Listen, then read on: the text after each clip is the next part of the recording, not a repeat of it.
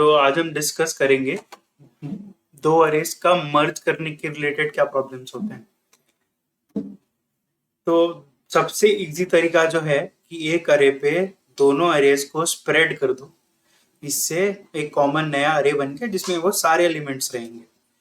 तो इसमें क्या होता है कि स्प्रेड जो है, क्योंकि वो एक एक एलिमेंट पर जाता है, मान लो अगर ए और बी मिला के एन एलिमेंट्स होते हैं तो स्प्रेड करने के लिए कुछ ओ एन टाइम लगेगा, और क्योंकि एक नया अरे बन रहा है एन एलिमेंट्स का तो एक ओ एन स्पेस भी लगेगा।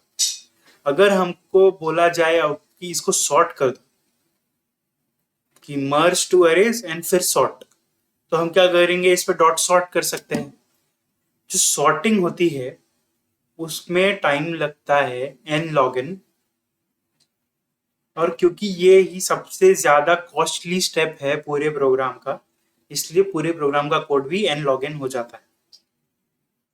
स्पेस वाइज सॉर्टिंग को ये इन प्लेस है, मतलब ये जो अरे हम इस पे देंगे ये उस अरे को ही सॉर्ट कर देगा, नया अरे बना के रिटर्न नहीं करता।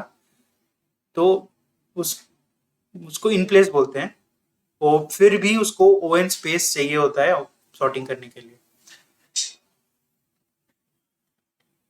अगर इसको फंक्शन के थ्रू करेंगे तो वही बस रिटर्न कर देंगे, उसको असाइन कर देंगे।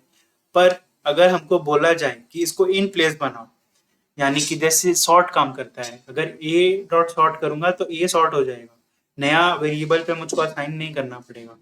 वो अगर मैं यहाँ करना चाहता हूँ तो क्या ये होगा? एक्चुअली नहीं होगा, ये सोल्यूशन काम नहीं करेगा। अरे वन इनिशियली जो हम दे रहे हैं ए अगर हम देखेंगे तो सॉर्ट नहीं होगा। क्यों? क्योंकि जो ए आर आर वन है वो इस प्रोग्राम का इंटरनल वेरिएबल है। हाँ, वो उसकी और ए की रेफरेंस सेम है, पर जैसे ही हम रीअसाइन करते हैं ए आर आर वन को, वैसे ही क्या होता है कि उसकी रेफरेंस चेंज हो जाती है। तो अगर उसमें हम कोई भी चेंज करेंगे वो ए पे रिफ्लेक्ट नहीं करेगा। तो उसका क्या तरीका है कि रीअसाइनमेंट ना करते हुए इस प्रॉब्लम का सोल्यूशन किया जाए। उसका एक सोल्यूशन है क्या, कि अरे डॉट पुश कर दो।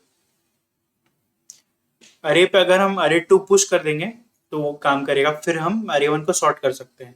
इससे हमारा इनिशियल अरे जो है ए आर आर वन, या जो हम ए पास कर रहे हैं, वो सॉर्ट हो जाएगा और उस पे ए आर आर टू की वैल्यूज भी आ जाएंगी। तो इस पे जो है स्टिल सॉर्ट ही सबसे ज्यादा टाइम कॉम्प्लेक्स स्टेप है।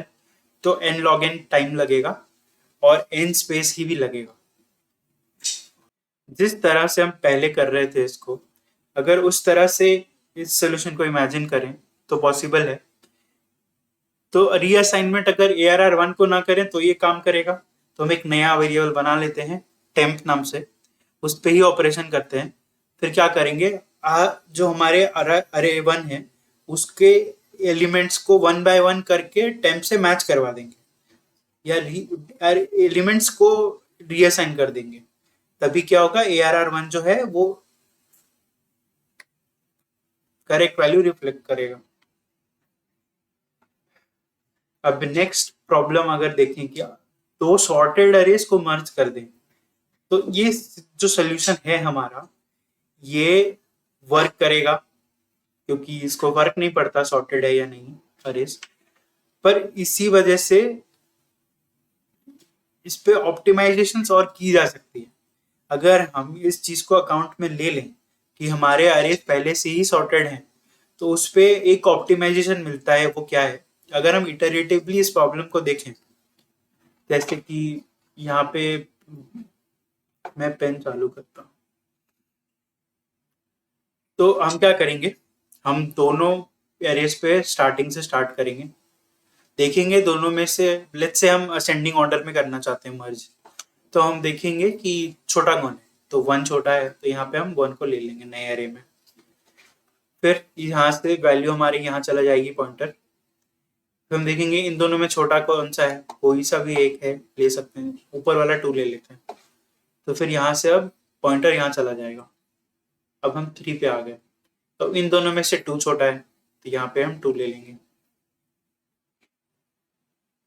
फिर इधर से पॉइंटर इधर चला जाएगा। फिर अब इन दोनों में थ्री छोटा है, थ्री यहाँ आ गया। तो जैसे ही 3 यहाँ आ गया वैसे ही एक अरे खत्म हो गया।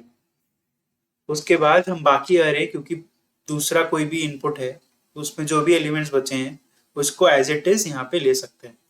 तो ये जो हमारा रिजल्ट है ये हमको सॉर्टेड मिल गया। ये क्या हुआ, हम पूरा सिर्फ एक बार लेफ्ट से राइट जाते हुए इस प्रॉब्लम को सॉल्व कर सकते हैं। तो इसका ये कोड है सेम। हमने एक पॉइंटर इनिशियलाइज किया पहले अरे के लिए, एक दूसरे अरे के लिए, और ये हमारा है आंसर अरे। यहाँ पे अब हम एक एक करके आगे बढ़ेंगे, इस यहाँ से यहाँ यहाँ यहाँ, और वैसे ही हम कंपेयर करते जाएंगे, छोटे एलिमेंट को अपने अरे पे डाल देंगे और फिर एक अरे खत्म हो जाएगा। जैसे ही एक अरे खत्म हुआ ये वाइल लूप खत्म हो जाएगी। फिर हम क्या करेंगे, जो भी हमारा अरे बच रहा है बाकी के एलिमेंट्स उसको भी आंसर में डाल देंगे। इफ ये क्लियर है तो हम जो है लीड कोड का टॉप 150 का पहला प्रॉब्लम जो है मर्ज सॉर्टेड अरेज उसको कर सकते हैं। उसमें सिर्फ डिफरेंस इतना है कि हमको इनिशियल जो भी अरे है अरे 1 उस पे ही मर्ज एंड सॉर्ट देना है। तो अगर हम अभी जो सोल्यूशन किया हमने, हम उस पे लेफ्ट टू राइट जाते हुए एक नए अरे पे असाइन कर देते हैं। तो यहाँ पे क्या करेंगे हम ना, क्योंकि हमको उसी अरे पे वापस डालना है तो हम पीछे से चालू कर सकते हैं।